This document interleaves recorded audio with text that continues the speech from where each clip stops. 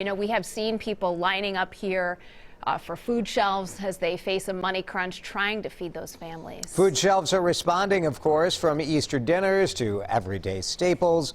They're doing everything they can to provide people with the food they need during this critical time. We've seen businesses, we've seen individuals stepping up to help keep those food shelves stocked. So joining us now to tell us more about the work going on at food shelves, Ness, who is Executive Director of PRISM. PRISM provides services in the Northwest Twin Cities suburbs. Michelle, thanks so much for being with us on this special mid-morning. Tell us about the impact that you have seen at PRISM.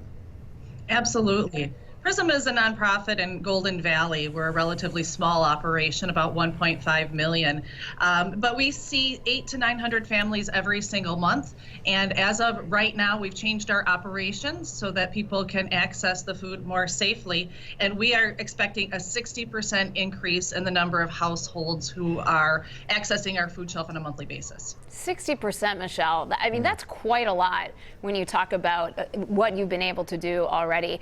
Are you able to keep up? How are the donations coming in? Great questions. Yeah, we're working to keep up. We're a small team, only about 15 of us, but we continue to order food in double and triple amounts from Second Harvest.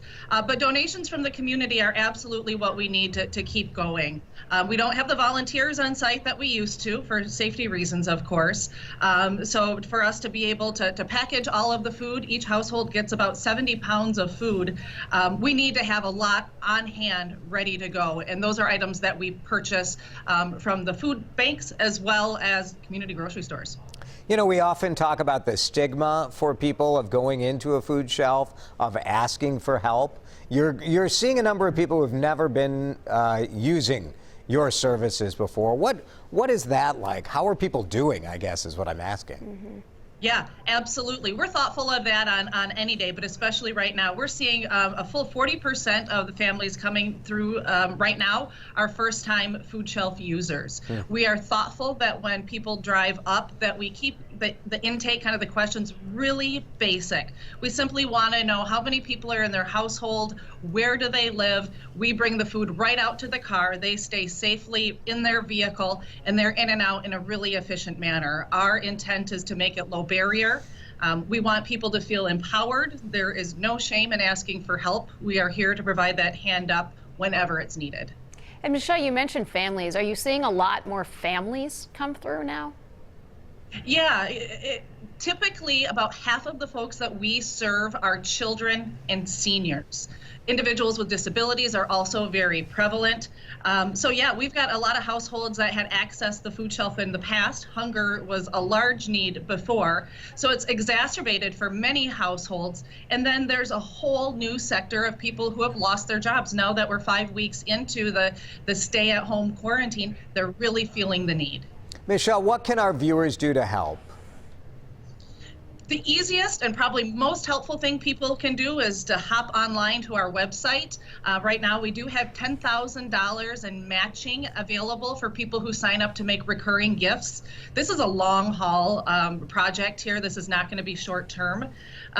Also, we've got an Amazon wish list if people want to go shopping online to support us. And there are DIY at-home volunteer projects that you can do of putting together little kits of laundry detergent, snack bags, feminine hygiene, pet food. If you can't come in to volunteer, there's plenty of projects that you can do at home that are very beneficial for us. Really good. Good information, Michelle. Yeah. We're cheering for you guys. We appreciate what you do year-round, but especially right now as so many people need your services.